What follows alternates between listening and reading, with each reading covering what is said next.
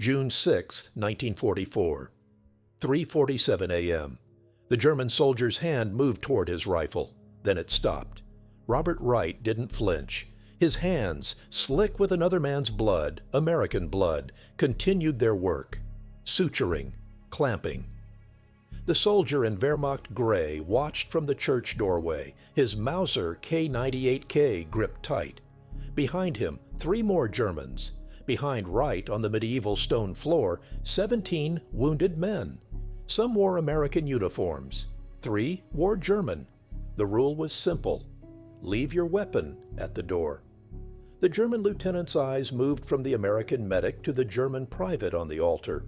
Wright had turned it into an operating table. Back to Wright. The private's intestines were visible through a shrapnel wound. He was 19. He was dying. And this American was trying to save him. For 72 hours in a 12th century church in Normandy, 2 U.S. Army medics created something impossible. Neutral ground in the middle of D-Day. They treated everyone, American paratroopers, French civilians, Hitler's Wehrmacht. No guns allowed. No exceptions. A mortar shell crashed through the roof but didn't explode. It still sits in the church today. German soldiers stormed in, saw their countrymen being saved by enemy medics, and left. 80 lives saved. Both medics awarded the Silver Star. This is the story of how 2 men changed the rules of war, one bandage at a time. The Angels of Angouvillo Plain, June 6, 1944. 1:23 a.m. 500 feet above Normandy. Robert Eugene Wright felt the static line go taut in his left hand. Through the open door of the C-47, tracers carved geometric patterns through the darkness. Germans firing upward, Americans firing down. The entire sky transformed into a kaleidoscope of death. The smell hit him first. Aviation fuel mixing with sweat and vomit. Someone in the stick had already thrown up. Maybe Johnson, maybe all of them. Go, go, go. The jumpmaster's hand slammed against his shoulder. Wright threw himself into the prop wash. The silk canopy cracked open above him with that sound, the sound every paratrooper remembered from training but never got used to, like bones breaking, like the world splitting open. Then, silence. Relative silence. The aircraft engines faded. He could hear his own breathing, rapid and shallow, inside his helmet. Below him, Normandy burned. Wright was 23 years old. He'd been a medic for 18 months, trained at Fort Benning, jumped twice before, once in North Africa, once in Sicily. Kenneth Moore, somewhere in this same aerial armada, was 24. They'd met at a field hospital outside Palermo, bonded over their shared conviction that the Hippocratic Oath didn't have a nationality clause. The ground rushed up. Wright hit harder than expected. The wind had pushed him off target and rolled through a hedgerow. When he stood, his medical bag was still strapped to his leg. His M1 carbine was gone, torn away in the landing. Around him in every direction, chaos, gunfire, screams, the distinctive ripping sound of German MG-42 machine guns firing at 2,200 rounds per minute, men shouting passwords in the darkness, flash, thunder, friend or foe determined by syllables. He found Moore 40 minutes later in a drainage ditch 2 kilometers from their drop zone. Moore was already working, a young paratrooper, leg nearly severed by shrapnel, blood pooling in the muddy water. Wright knelt without speaking and handed Moore a morphine syringe. Together, without words, they worked. Tourniquet, sulfa powder, pressure bandage. The kid, Private James Delaney, 502nd Parachute Infantry Regiment, would lose the leg, but he'd live. "We need shelter," Moore said, scanning the darkness. "Somewhere we can actually work." The problem was obvious. Normandy in June 1944 was not designed for medical care. Every building was a potential strong point, every wall a firing position, every road a kill zone. The 101st Airborne's mission was to secure the causeways behind Utah Beach, which meant fighting house to house, hedgerow to hedgerow, through a landscape that had been peaceful farmland 36 hours earlier. They moved inland, carrying Delaney between them. Dawn came slowly, gray and drizzling. And then they saw it, The church of Angoville-au-Plain. The village of Angoville-au-Plain consisted of 47 buildings clustered around a crossroads. Population 174. The church, l'Église d'Angoville-au-Plain, dated to 1142, built when Eleanor of Aquitaine was Queen of France, when Crusaders marched to Jerusalem, when the world believed in sanctuary. Wright and Moore approached cautiously. The building was Romanesque, small by cathedral standards, maybe 20 meters long, 8 meters wide, stone walls a meter thick. The stained glass windows were intact. The heavy wooden door stood open. Inside, it was empty, silent, cool. Moore set down his medical bag and looked at Wright. No discussion was necessary. This was it. They had between them 47 morphine syrettes, 36 sulfa powder packets, 18 pressure bandages, 6 tourniquets, 3 scalpels, 2 amputation kits, 43 feet of gauze, 12 plasma units, and 2 pairs of trained hands. They also had a principle, never articulated but mutually understood. You treat the wound, not the uniform. The first patient arrived at 6:43 a.m. Sergeant Michael O'Donnell, 506th Parachute Infantry Regiment, shrapnel through the right shoulder, bleeding heavily. They laid him on the first wooden pew and cut away his uniform. Wright found the artery, clamped it. Moore administered plasma. O'Donnell stayed conscious throughout, watching them work with that particular expression medics learned to recognize, the face of a man realizing he might actually survive. By 9 a.m. they had 6 patients. By noon, 14. The church filled with wounded men, laid out in rows between the pews, some on the stone floor, 2 on the altar itself. Wright and Moore moved between them in a constant triage dance. Assess, prioritize, treat, reassess. The smell changed from incense and old stone to blood and disinfectant and unwashed bodies and gangrene. The battle for Angoville-au-Plain raged outside. The village changed hands 3 times in 4 hours. American paratroopers advanced, were pushed back, advanced again. German Wehrmacht units counterattacked, were repulsed, counterattacked again. Bullets struck the church's stone walls with sharp cracking sounds. Twice, mortar shells landed in the churchyard, showering the building with debris. And through it all, the door remained open. The first German arrived at 2:17 p.m. on June 6th. Wright was elbow-deep in a belly wound. Private Roger Chen, 501st PIR, intestinal perforation, 50-50 chance of survival, when Moore touched his shoulder. Wright looked up. A Fallschirmjäger stood in the doorway. German paratrooper, elite unit, recognizable by the distinctive helmet and camouflage smock. He carried a Kar 98k rifle. He was bleeding from a head wound, blood sheeting down the left side of his face, dripping from his chin. The American patients who were conscious enough to notice went silent. Someone, Wright never learned who, reached for a weapon that wasn't there anymore. Wright straightened. His hands were covered in Chen's blood. He looked at the German. The German looked back. Moore spoke first. His German was basic, learned from a phrase book during the Atlantic crossing. Waffe draußen lassen, leave your weapon outside. The German paratrooper didn't move. His eyes swept the church interior, counting Americans, assessing tactical positions, measuring distances, professional soldiers' reflex. Then his gaze returned to Wright's bloody hands, still hovering over Chen's open abdomen. Wright nodded toward the door. Then he gestured to an empty space on the floor between 2 American casualties.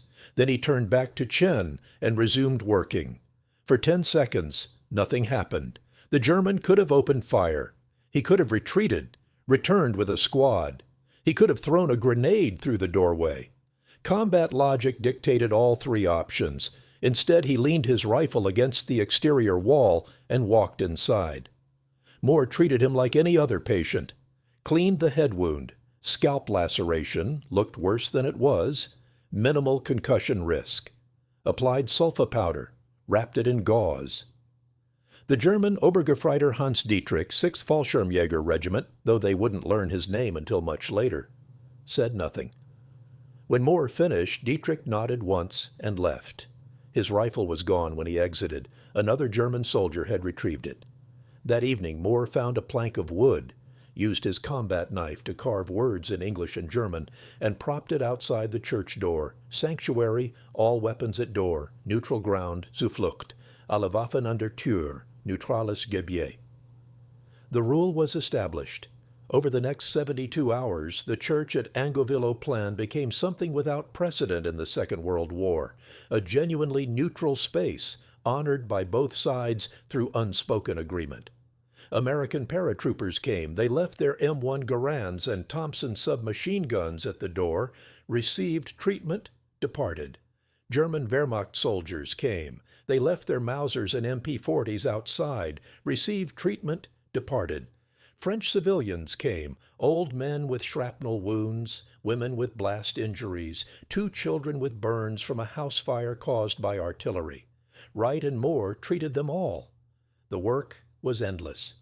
Wounds ranged from minor, bullet grazes, superficial shrapnel, to catastrophic.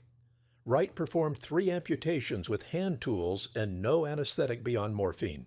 Moore removed shrapnel from 17 different patients. They splinted fractures, sutured lacerations, debrided burns, treated shock. When they ran out of plasma, they improvised with saline solution. When they ran out of saline, they used boiled water. When they ran out of morphine, which happened on the second day, they held men's hands and talked them through the pain. Sleep became theoretical. Wright would work until his vision blurred, collapse against a wall for 20 minutes, wake when the next casualty arrived. Moore discovered he could suture while standing, eyes closed, running on muscle memory alone. The church's population fluctuated. Some patients died. 7 total, 4 American, 3 German, their bodies laid respectfully in the churchyard for later burial. Some recovered enough to leave, rejoining their units, or in the case of German soldiers, likely becoming prisoners once they stepped outside the neutral zone. Some stayed for all 3 days, too wounded to move, watched over by the 2 medics who'd made a church into a hospital. The most surreal moments came during shift changes. American and German soldiers would arrive simultaneously, stop in the doorway, regard each other with that specific wariness of armed men who are technically enemies. Then one would lean his rifle against the wall. Then the other. Then both would enter. Wright would treat the American. Moore would treat the German, or vice versa.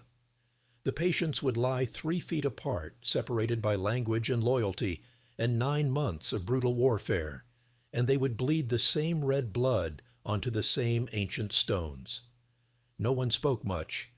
Pain is a universal language, so is exhaustion. But Wright remembered specific moments. A German Lanzer, no older than 18, reaching across the aisle to hand an American paratrooper a cigarette. An American sergeant waiting for treatment, sharing his canteen with a wounded German lieutenant. Moore, delirious from fatigue, accidentally speaking English to a German patient and German to an American one, and both understanding him anyway because his hands were doing the translation. Outside, the war continued. Angoville-au-Plain changed hands 7 times in 3 days. The Germans held it, then lost it. The Americans took it, then retreated. Artillery fell. Mortars whistled overhead. Machine gun fire rattled through the streets. Men fought and killed and died within sight of the church, while inside the church, their brothers and enemies received the same desperate care. June 8, 1944, 4:33 p.m. Wright was working on an American captain, compound fracture of the femur, bone protruding through the skin, when he heard it. That particular sound every combat veteran learns to recognize, the descending whistle of incoming ordnance, high trajectory, heavy caliber. Mortar shell, probably 80B1 mm, definitely close. He had perhaps 2 seconds to react, not enough time to take cover, not enough time to shield the patient, barely enough time to register that he was about to die. The shell crashed through the roof. Wright's mind processed the information in fragments, wood splintering, stone dust exploding into the air, the captain beneath him flinching, Moore shouting something incomprehensible. The shell hit the stone floor 8 feet from where Wright knelt. It struck at an angle, bounced once, rolled, did not explode. For 3 heartbeats, nobody moved.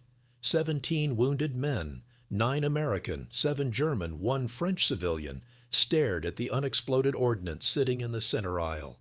The shell was perhaps 18 inches long, olive drab metal scarred from impact, the nose cone still intact. It rocked gently, settling. Moore broke the silence. Everyone stay still. Absurd advice. No one was moving. Several patients had stopped breathing. Wright forced himself to look away from the shell and back to the captain's leg.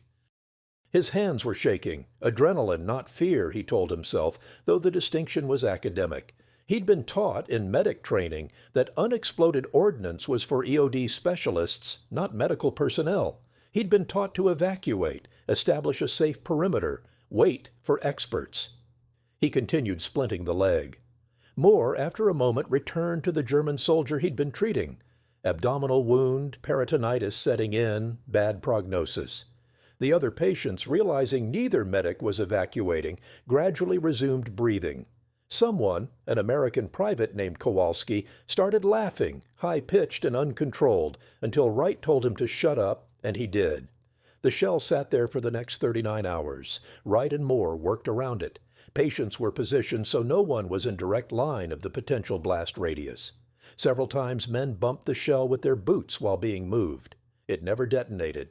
Years later, ordnance experts would examine the shell and determine the fuse had malfunctioned on impact. It was a German 80mm mortar round, manufactured in 1943, part of a batch later found to have a 12% dud rate due to faulty components. Pure mechanical chance had saved everyone in the church. Wright and Moore, in the moment, didn't care about the technical explanation. They had work to do. June 9th, 1944. Dawn. The German patrol arrived without warning. Wright was outside, finally, the first time he'd left the church in 60 hours, filling canteens from the village well. Moore was inside, checking dressings, redistributing their last morphine syrettes to the patients in worst pain. The sun was just breaking over the hedgerows, painting the destroyed village in shades of amber and rose that seemed obscene given the circumstances. Wright heard boots on cobblestones. Military boots, multiple pairs, moving in formation. He turned. 6 German soldiers, led by an Oberleutnant, first lieutenant, in Wehrmacht gray, all armed. The lieutenant carried a Walther P38 pistol in his right hand, not aimed but ready. The 5 soldiers behind him carried Kar 98k rifles. They spread out in a standard patrol formation, covering angles ready for contact. Wright stood slowly, hands visible, canteens dangling from his belt. He was unarmed, hadn't carried a weapon since the drop. His uniform identified him as American, as medical personnel, as technically a non-combatant under Geneva Convention rules, though those rules had been violated so many times in Normandy that citing them seemed pointless. The Oberleutnant approached. He was perhaps 30, hard-eyed, with the particular economy of movement that marked combat veterans. His uniform was filthy, stained with mud and what might have been blood. He stopped 3 meters from Wright and studied him. Seasoned arzt? You are a doctor. Sanitator. Medic. Wright pointed to the red cross on his helmet, then to the church. The lieutenant looked past him to the building, noting the damaged roof, the sign outside the door, the pile of weapons, American and German both, stacked carefully to one side. His eyes narrowed. Deutsche Soldaten dort? German soldiers there? Wright nodded. Ja, wir. Yes, 4. A long pause. The lieutenant was calculating. A church full of wounded men, both sides, guarded by 2 American medics. He could storm it, kill Wright and Moore, execute the American patients, retrieve his countrymen. Standard operating procedure in some sectors. Or he could honor the obvious attempt at neutrality. He gestured to 2 of his soldiers, indicated the church. They approached cautiously, rifles raised, and peered through the doorway. Moore appeared in the entrance. He registered the German patrol, registered Wright outside with hands raised, did not reach for a weapon because he wasn't carrying one. Instead, he spoke in his fractured German. Wir behandeln alle, keine Waffen innen. We treat everyone, no weapons inside. One of the German soldiers stepped into the church. Wright heard him say something, voice low and surprised. The soldier emerged, spoke rapidly to the lieutenant in German too fast for Wright to follow, but he caught certain words. Kameraden, comrades, Amerikaner, Americans, zusammen, together. The Oberleutnant made his decision. He holstered his pistol, turned to Wright, and executed a formal military salute. Wright, surprised, returned it. Then the lieutenant spoke in careful English. "You make honor to your oath, American. We will respect this place." He gave orders to his squad. 2 soldiers entered the church, not to fight, but to assess their wounded countrymen. They emerged 5 minutes later, spoke quietly to the lieutenant. One of the German soldiers removed his canteen and handed it to Wright, then produced a wrapped package of hard bread and dried meat, rations from his pack, and offered those as well. The patrol departed as suddenly as it had arrived. Wright stood holding German military rations, watching 6 enemy soldiers disappear into the Norman hedgerows, and tried to process what had just happened. Moore joined him outside. Neither spoke for a long moment. "Did that actually happen?" Moore finally asked. "I think so." "Good. We need those rations. We're out of food." They went back inside. June 9th, 1944, 2:47 p.m. The Americans came in force. Elements of the 501st Parachute Infantry Regiment, reinforced by regular infantry from the 4th Infantry Division that had landed at Utah Beach. They swept through Angovillo Plan in overwhelming strength, clearing houses, establishing firing positions, this time with enough manpower and support to hold the village permanently. Lieutenant Colonel Robert Ballard, commanding 2nd Battalion, 501st PIR, entered the church expecting a German strongpoint. Instead, he found 18 wounded men, 10 American, 7 German, 1 French, being tended by 2 medics who looked like they'd been dead for 3 days, but were still somehow moving. Wright was in the middle of changing a dressing when Ballard entered. He looked up, registered the lieutenant colonel's rank insignia, considered saluting, decided he didn't have a free hand, and returned his attention to the bandage. "What the hell is this?" Ballard demanded. Moore answered, his voice hoarse from 3 days of constant use. "Field hospital, sir. We've been here since D-Day." "With German casualties?" "With casualties, sir. German, American, French. We treat everyone." Ballard stared at the scene. American soldiers lying beside German soldiers, all receiving the same care, weapons stacked outside like this was some sort of medieval truce. It violated every tactical principle he'd ever learned. It was also, he recognized, one of the most extraordinary things he'd seen in 32 months of combat. "You've been here 3 days?" he asked. "Under fire? Treating both sides?" "Yes, sir," Wright said, still working on his patient. "Following the Hippocratic Oath, sir, and Geneva Convention, I suppose, though I don't think anyone's been paying much attention to that." Ballard walked slowly through the church, examining patients, noting the quality of care, the improvised supplies, the exhaustion evident in every face. He saw the unexploded shell sitting in the aisle and stopped. "Jesus Christ, is that live?" "Probably, sir. Came through the roof day before yesterday. We've been working around it." The lieutenant colonel absorbed this information. Then he turned to his executive officer. "Get EOD up here immediately, and find these men some relief. They look like they're about to collapse." "We're fine, sir," Moore protested. "Still have patients to—" "That's an order, medic. You've done enough. The U.S.?" Army Explosive Ordnance Disposal Team removed the shell at 6:15 p.m., 3 hours after Angovillo Plan was secured. 2 replacement medics arrived from the 326th Airborne Medical Company, along with a full surgical team from the 42nd Field Hospital. Wright and Moore spent 90 minutes briefing them on each patient's status, ensuring continuity of care, before finally accepting that their vigil was over. Wright's last action in the church was to check on Private Roger Chen, the belly wound from the first day. Chen was alive, stable, his intestinal repair holding. He'd probably make it home. Wright squeezed his shoulder, said nothing, and walked outside. The village was secure now, American flags flying, supply trucks rolling in, the machinery of military logistics transforming chaos into order. Wright sat down on the church steps, the same steps he'd climbed 72 hours earlier, and discovered he couldn't remember how to stand back up. His legs had stopped working. Moore sat beside him. They'd been awake for 3 days straight, operating in a state of constant adrenaline and crisis that the human body isn't designed to sustain. Now, with the crisis over, their systems were crashing. How many? Moore asked. How many what? How many did we save? Wright counted in his head. Accounted for the ones who'd died, the ones who'd walked out, the ones still inside. 80, he said. Give or take. Maybe 82. And how many were German? 23, I think. I lost count on day 2. Moore nodded.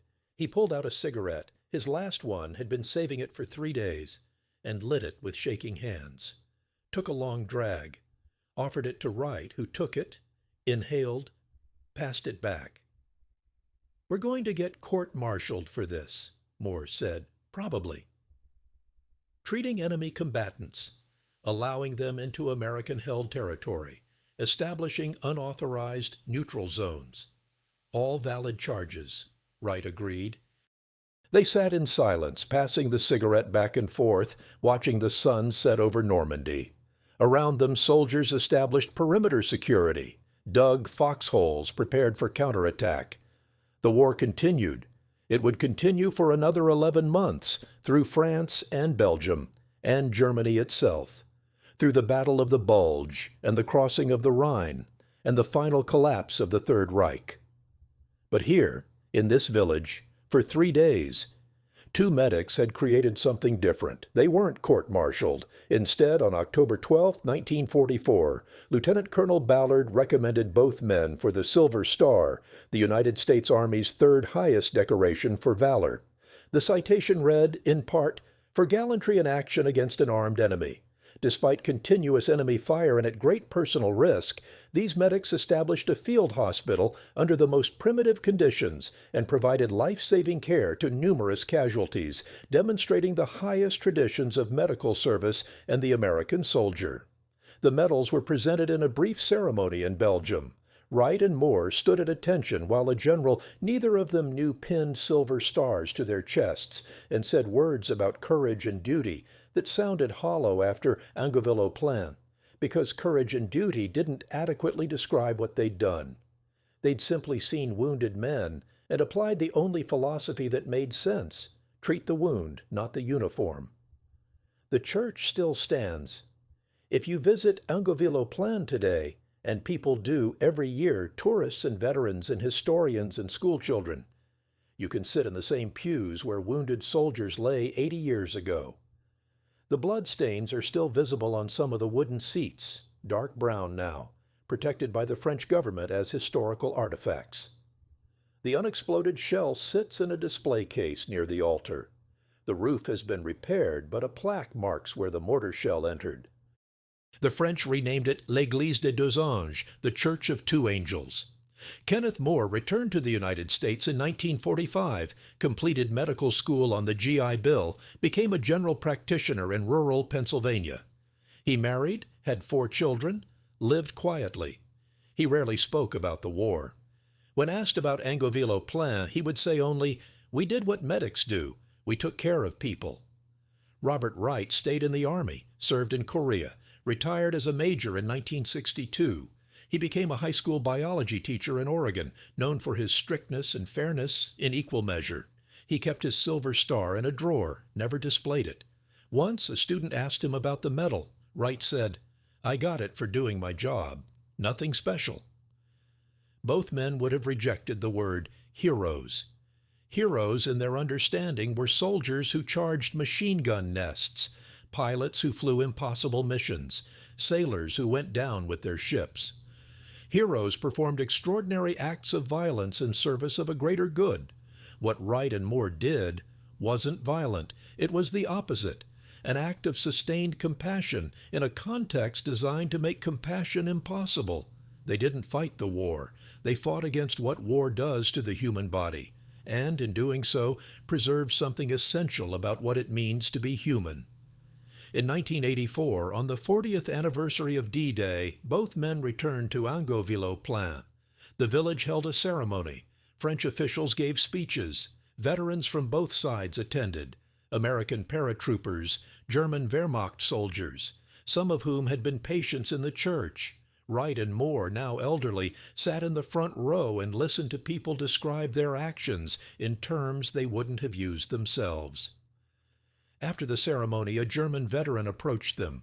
His name was Hans Dietrich, though he'd been Obergefreiter Dietrich in 1944, the first German soldier to receive treatment in the church. He was 73 now, bald, carrying a cane. He stood before Wright and Moore, these two Americans who'd saved his life, and tried to find words adequate to the moment. In the end, he simply extended his hand. Wright took it. They shook. No words were exchanged. What could be said? "Thank you" seemed insufficient. "I'm sorry we were enemies" seemed redundant. "I'm glad you survived, captured part of it, but not all." Moore shook Dietrich's hand next. The three men stood together for a moment. Old soldiers, old enemies, old patients, bound by 3 days in June 1944 when the normal rules didn't apply. The story of Angevin-le-Plain raises a question without an easy answer. What were Wright and Moore actually doing? They weren't pacifists. Both carried weapons on D-Day. Both participated in a war effort designed to destroy Nazi Germany through overwhelming military force. They believed in the Allied cause, understood the necessity of violence against fascism, accepted that war sometimes required killing. But inside that church, they created a space where different rules applied. Not the rules of combat, not the rules of military necessity, but the older rules of medicine. Relieve suffering, preserve life, treat those who need treatment regardless of who they are. Some would call this hypocrisy. How can you support a war but refuse to recognize enemies? Some would call it naive. What if a German soldier you saved went back to killing Americans? Some would call it dangerous. By treating German casualties, weren't they effectively providing aid to the enemy? Wright and Moore would have answered, probably, that they didn't think about it in those terms. A wounded man is a wounded man. A sucking chest wound doesn't care about ideology. Shrapnel doesn't distinguish between democracies and dictatorships. Pain is politically neutral. Their actions didn't end the war. They didn't change military strategy. The 80 lives they saved were a rounding error in a conflict that killed over 60 million people. Statistically, what they did was insignificant, but significance isn't measured only in statistics. In creating their island of mercy, Wright and Moore demonstrated that even in the most dehumanizing circumstances, it's possible to maintain humanity. Even when everything around you is designed to make you see other people as targets, as enemies, as obstacles to be destroyed, it's possible to see them as patients, as people who hurt and bleed and want to live. The German soldiers who honored the sanctuary of the church, who left their weapons outside, who didn't kill 2 enemy medics when they had the opportunity, who provided rations and protection to Americans trying to save Germans, demonstrated the same principle from the opposite side. They were members of an army fighting for a regime built on dehumanization, yet they chose to recognize common humanity when given the option. This isn't a story about war being secretly noble. War is mechanized murder on an industrial scale, and nothing about D-Day or the Normandy Campaign or World War II generally was noble. Men died ugly deaths for contested beaches and farming villages and geopolitical abstractions. This is a story about what happens when 2 medics decide that their oath matters more than their orders, and what happens when soldiers on both sides decide to honor that choice.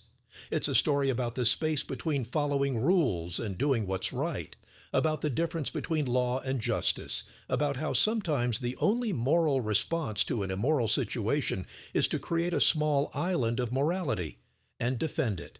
Kenneth Moore died in 1992. Robert Wright died in 2013. Both are buried in the United States, thousands of miles from Angevin-le-Plain. But their church still stands, with its blood-stained pews, an unexploded shell, and plaques in multiple languages commemorating what happened there.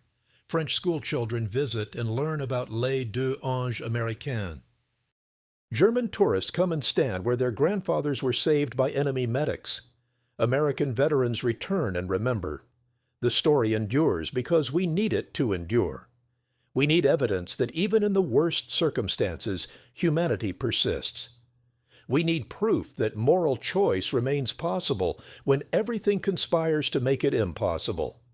We need to know that two ordinary men, given an extraordinary situation, chose compassion over compliance and mercy over military logic. And we need to know that sometimes, not always, but sometimes, that choice is honored by both sides. The church stands. The bloodstains remain. The story continues.